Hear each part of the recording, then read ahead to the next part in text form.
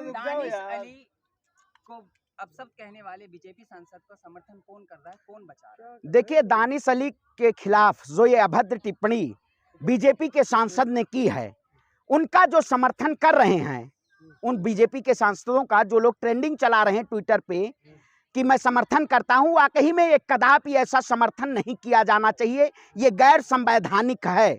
जो लोग इस देश के लोकतंत्र को मानते हैं, उनको इस देश में न्याय के लिए और न्याय की गुहार लगानी चाहिए कि आज वाकई में जो संसद में हो रहा है, प्रधानमंत्री मोदी जी जो बड़े बड़े वायदे किया करते थे कि इस देश का मैं सबका साथ, सबका विकास, सबका विश्वास, सबका प्रयास कि एक नई नींव भारत के नए निर्माण में मैं इस देश को एक नई संसद देने का काम किया है। उसी देश की नई संसद में देश के प्रधानमंत्री की पार्टी के सांसद ने ऐसे शब्दावली के शब्दों का उद्बोधन करके उस संसद की मर्यादा को शर्मसार किया है। सुनिए, सुन लीजिए, पर सुनिए, आप देखिए, आप पहले मैं जवाब दे रहा हूं आपके पहले सवाल का, आप उसको सुनेंगे।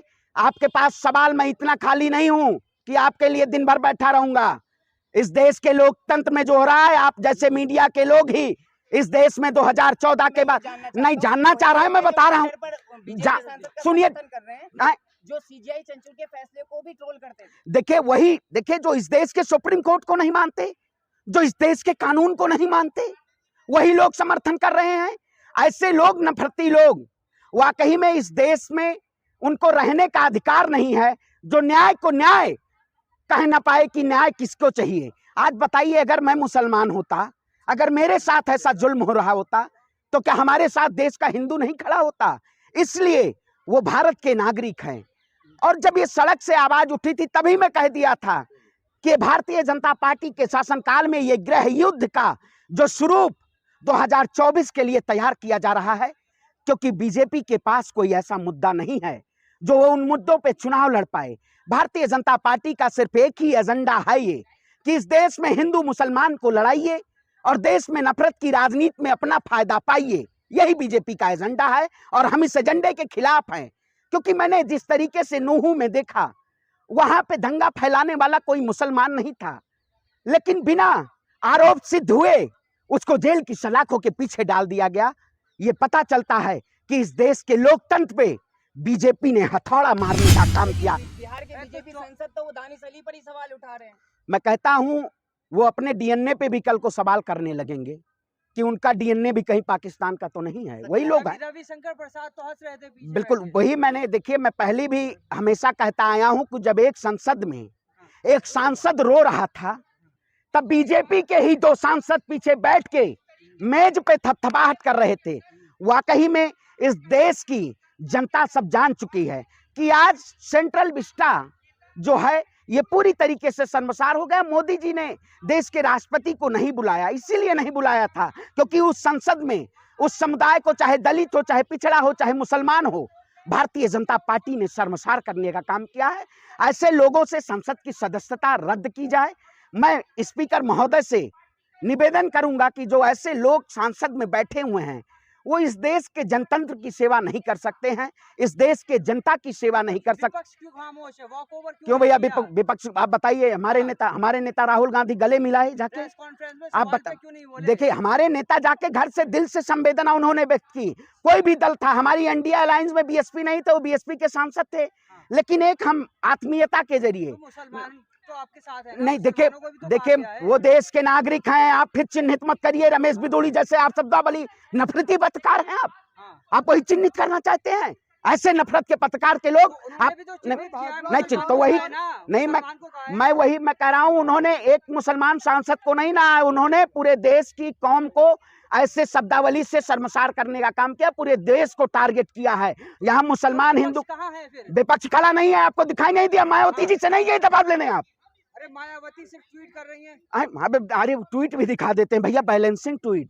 एक ही नेता इस देश में मोहब्बत की पैगाम फैला रहा है, वो राहुल गांधी है। राहुल गांधी देखिए, अरे भैया, सवाल पे जवाब हमारे नेता दे रहे हैं, उनके पार्टी के नेता दे रहे हैं, क्योंकि भारतीय जनता पार्टी, देखिए, हमारे नेता ने हमेशा हर जगह जवाब दिया है। हमारा नेता का स्लोगन है कि हम डरेंगे नहीं। हमारे नेता ने कभी डरने का काम नहीं किया है। भारतीय जनता पार्टी के नेता उनकी आला कमान घबराई हुई है, क्योंकि एक नेता जब जमीन पे उतर जाता है तो बड़ी बड़ी सरकारें, आपने देखा होगा बहुत ऐसे आंदोलन हुए, बड़ी बड़ी सरकारों को धराशायी करने का काम किया है। 2024 में भाजपा ये एजेंडा बनाना चाहे। चुनाव की बात कर रहे हैं, सत्ता पक्ष और विपक्ष के लिए क्या मुसलमान गाली खाएगा? अरे भाई मैं कहता हूं उनका जमीर मर गया है। हाँ। जो वहां सांसद में बैठे तमाम मुसलमान है, जो बीजेपी में भी मुसलमान है, चाहे आप शहनवाज हुसैन की बात करें, मुख्तार अब्बास नकवी की बात करें, इन सबको इस्तीफा देना चाहिए। समझ अब्बास नकवी जी कह रहे हैं कि अगर यही नौटंकी करनी है तो कांग्रेस में चले जाएं। आए? अरे भैया कांग्रेस में चले जाएं, मैं कह रहा हूं अगर यही प्रमोशन की नौटंकी अगर विदुड़ी को लेनी है, क्योंकि बीजेपी में एक ये हमेशा टेंडेंसी चलती आई है, अगर बीजेपी में आप मुसलमान को गाली देते हैं तो आपको सबसे पहले प्रमोट कर दिया जाता है। बीजेपी का एजेंडा रहा है, अगर प्रमोशन चाहिए था तो आप मुसलमानों को कोई गाली नहीं दिए, देश के प्रधानमंत्री को कह देते प्रधानमंत्री ये देश का काम नहीं कर रहा है। गांधी को तो बस बहाना चाहिए मोहब्बत का बाजार खोलने। देखिए बहाना, अब बताइए देश के प्रधानमंत्री ने जब संसद में ऐसे शब्दों का जब अवलोकन हो रहा था उनके सांसद के द्वारा, तब वो मौन थे। पूर्व में ये कहते थे कि मौन प्रधानमंत्री मनमोहन सिंह थे, उससे ज्यादा देश के प्रधानमंत्री मौन है। वो तो कहते थे केवल मीडिया के लिए उनको सत्ता में आना था, लेकिन देश के प्रधानमंत्री तमाम उन मुद्दों पर चुप्पी साध जाते हैं। मैं एक समुदाय की बात नहीं कर रहा हूँ, इस देश के समाज की बात कर रहा हूँ। समुदाय को कहा गया तो नाम तो उनका लिया जाएगा ना, जब टारगेट किया गया है नाम लेके तो फिर नाम तो उसका होगा ना। नहीं नाम देखिए, मैं वही कहता हूँ, आप छुपा थोड़ी सकते हैं। अरे भाई कौन, देश की जनता वो वही कह रहे हैं। राजनाथ सिंह ने कहा माफी कर दी गई, संसद टीवी से उस क्लिप को हटा दिया गया, तो क्लिप के हटाने से देश में क्या वो जो वीडियो वायरल है वो वीडियो खत्म हो गया? तो हम बिल्ला जी कह रहे हैं ना आगे से होगा तो कार्रवाई करेंगे। अच्छा आगे से होगा, तो आप बताइए एक सांसद अयोग्य सांसद घोषित कर दिया गया, उसको बिना किसी मुद्दे के अयोग्य सांसद घोषित कर दिया गया, जो जनता के द्वारा जनप्रतिनिधि था, उसको सत्ता से बेदखल कर दिया गया कि आप सांसद नहीं है, अयोग्य सांसद हैं। देश के प्रधानमंत्री को माफी मांगनी चाहिए थी, नहीं मांगनी चाहिए थी? मैं कहता हूँ पार्टी में निलंबित नहीं होता, संस्कारी पार्टी में निलंबित। अरे भैया बलात्कारी पार्टी है वो, संस्कारी पार्टी है, आपके लिए संस्कार पार्टी होगी। दूरी पे कार्रवाई होती तो नहीं दिख रही है, क्या विपक्ष सड़कों पर उतरेगा इसके लिए? देखिए बिल्कुल सबको उतरना चाहिए। मैं तमाम विपक्षी नेताओं से कहता हूं, अगर आज दानिश के अली के साथ हुआ है, कल आपके साथ होगा। भारतीय जनता पार्टी ये मुसलमान का एजेंडा बना के और इस देश में तमाम उन लोगों पर प्रहार करने का काम कर रही है। आपको हिंदू मुसलमान में पहले नफरत फैलाती है, उस विपक्ष में इतनी ताकत है कि मुसलमान के मुद्दे पे सड़कों पर उतर बिल्कुल नहीं। सड़कों पे मैं एक हिंदू हूँ, ब्राह्मण समाज से आता हूँ, मैंने दानिश अली के लिए हमेशा खड़े होने का काम किया। पार्टियों क्यों, हम पार्टी के नहीं हैं? पार्टी के हैं हमारी पूरी। अरे बताइए वही चीज है ना। अब आप जाएंगे तब जाइए मोदी जी से सवाल जाके लीजिए, मोदी जी से पूछे मोदी जी क्यों नहीं जेल भेज रहे हैं? अनुराग ठाकुर को क्यों नहीं जेल भेजा आपने?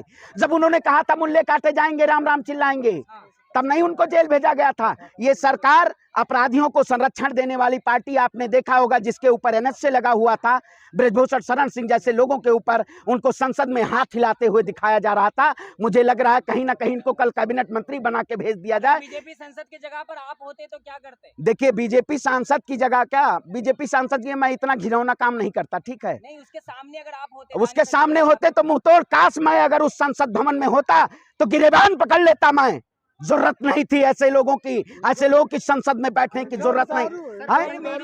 क्या हिंसा नहीं, सुनिए मीडिया पर क्या हेडलाइन होती? मीडिया पे क्या हेडलाइन होती कि देशद्रोही ने गर्दन पकड़ ली क्या? है हम देशद्रोही दिख रहे हैं आपको? नहीं, माहौल नई बात नहीं है, लेकिन देखिए हम हिंसात्मक लोग नहीं हैं। ये लोग जो वसुधैव कुटुंबकम का बहुत बड़ा प्रचार G20 में किया इन्होंने, ये वसुधैव कुटुंबकम की राह पे चलने वाले लोग हैं। मैं उस शब्द का प्रयोग नहीं करना चाहता हूं कि कहीं ना कहीं हमारी संसद और हमारी लोकतंत्र का अपमान होगा।